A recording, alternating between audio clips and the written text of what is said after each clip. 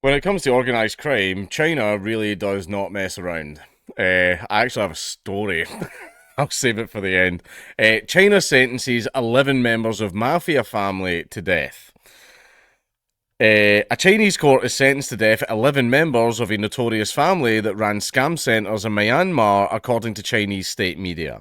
Dozens of members of the Ming family were found guilty of conducting criminal activities, with many receiving lengthy jail sentences. The Ming family worked for one of the four clans that ran Myanmar's sleepy backwater town of Lukang. Worst character in Mortal Kombat, if you ask me, even though he's kind of supposed to be the protagonist, close to the border with China and turned it into a hub for gambling, drugs, and scam centres. Wow, gambling. Boy, do those Chinese really hate gambling. But anyway, Myanmar eventually cracked down, arresting many members of these families in 2023 and handing them over to Chinese authorities. A total of 39 Ming family members were sentenced on Monday in the eastern city of Wenzhou, according to a report by Chinese state broadcaster CCTV. Ah, that's funny.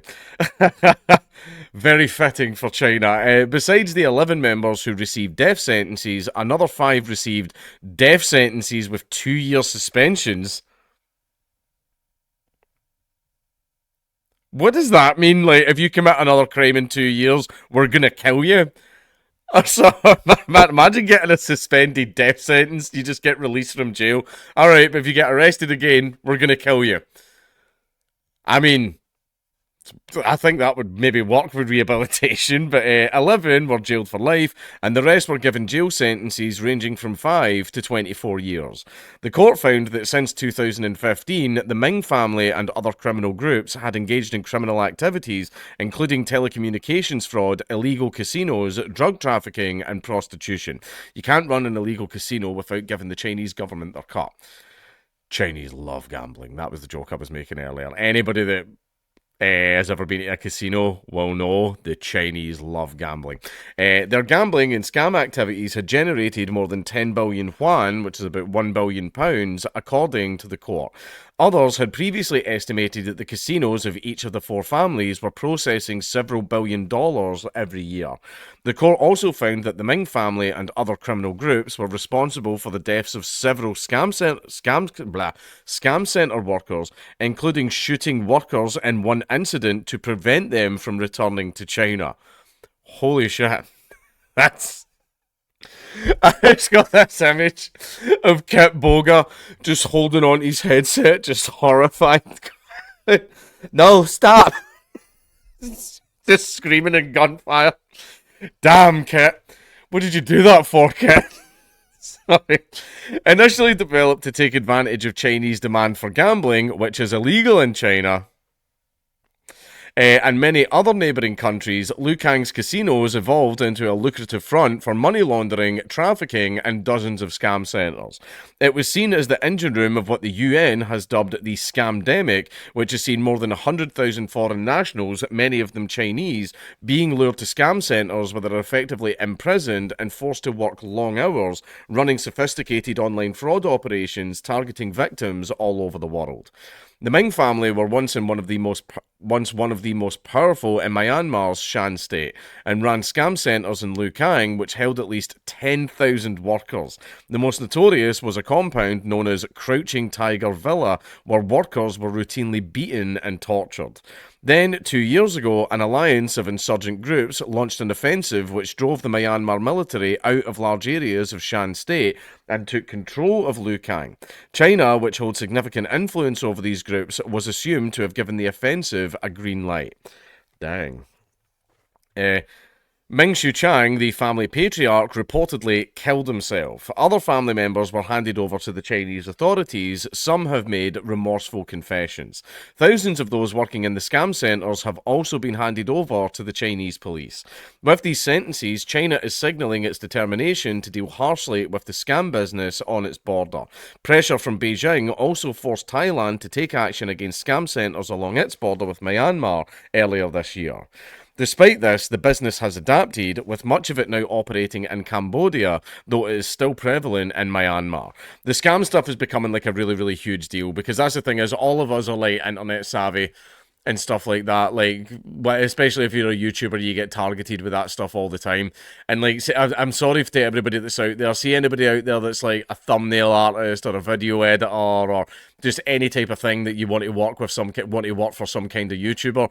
The main reason that none of you are getting replied to, that person very well could need a thumbnail artist and stuff like that. But the reason that you're not getting replied to is that is the primary vector for scammers to try and scam YouTubers. Basically, they want our YouTube channels, and they also know that we probably own a bit of crypto as well. So that's why, hello there, I am totally legitimate sponsor. Can you please download this password protected zip file and then open up the file that's called contract.exe? Right, that's it. We get that all the time. That's why I use a third party to screen all my emails. Like, I don't get any of your emails, I'm afraid. And then basically, so they can get hacked instead of me, but I don't open that shit anyway. But it's the fact is, like, we get targeted all the time, but a lot of us are not internet savvy and we know not to click on anything dumb. However, your grandmother is a little bit silly. And lots of grandmothers everywhere are getting scammed out of their life savings constantly by these scumbags. Which is why I really like people like Kit Boga and Jim Sterling. Not that one, the other one. And all that, the people that like to, like, essentially like fuck with the scammers and stuff like that. I really like people that do that and expose them and like hack them and see their CCTV cameras and all that type of stuff. That stuff's really, really good and I enjoy that. However, China are very, very... They like their death penalties. They really like their death penalties to the point where, and this is a thing, you can Google this if you don't believe me, because a lot of areas in China are very, very remote, whenever they hand out the death penalty in these areas, they don't actually have like the specific facilities to properly carry out the death penalty. So they have death penalty vans. It is a van that will drive all the way out to the area where the person is loaded into the back. They are then euthanized. And then the body's immediately handed back to the family. There are death penalty trucks. A death truck will drive out to your remote little village in the Hangsheng Mountains, kill your grandfather, and then give you the body back and go, okay, thank you. Beep, beep, beep. You're reversing away. Yeah, that's the thing. But also, the story that I was going to tell, there was a girl that I used to work with, and she told me this story, and I didn't believe her. And then she brought in documentation from the Chinese consulate proving this. She was on holiday in China, and she had like, she was a very, very glam girl, and like she had like a Louis Vuitton bag, she had like the latest iPhone, she had like all of this stuff on her, and a guy in the street actually mugged her. He tried to grab her bag. She fought back and held on to the bag. Then the guy got vicious, started punching her in the face. When she fell to the ground, like holding onto the bag, the guy started stomping on her and stomping on her face and all that, and he ran away with the bag. So she was all busted up and everything, like she had her nose broken and all that stuff. She was like really badly fucked up. The Chinese police like came in, took her to the hospital, fixed her up, all expenses paid for and everything, and like the Chinese government was like extraordinarily over the top apologetic to her, because it's a weird thing where they take crimes against tourists like really fucking seriously in China. So basically she get given a brand new iPhone because hey ho, it's China, they've just got those lying around and all that, right? And they basically compensated her for everything that she'd lost, sent her on her way and everything, and they were even phoning up and checking up on her for the rest of the trip, all that type of stuff. They were even offering her, do you want to come back in for a quick little checkup before you go back home? You know, instead of waiting 9 months in the NHS, you can just get seen here really quick and everything. They were like over the top, being really, really nice to her. She then goes back home, and about 3 weeks later, she gets a letter from the Chinese consulate saying, we've now caught the guy, and he's now been charged. And she was like, oh, that's great, that's lovely, they caught the guy.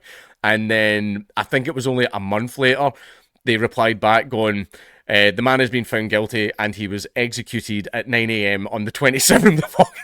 That man, and when she told me that story, I went, there's no fucking way. She then brought in the official documentation from the Chinese consulate, giving her all of this fucking information. So yeah, a girl I know got a guy fucking killed. Like, I believe the man should have gone to prison. He definitely should have gone to prison, and he should have been maybe made to do some work to compensate her for the pain and suffering, and obviously the loss of her stuff and stuff like that. Yeah, that's fine. Not an execution, but I mean, the Chinese, when it comes to the death penalty, they just don't fuck around.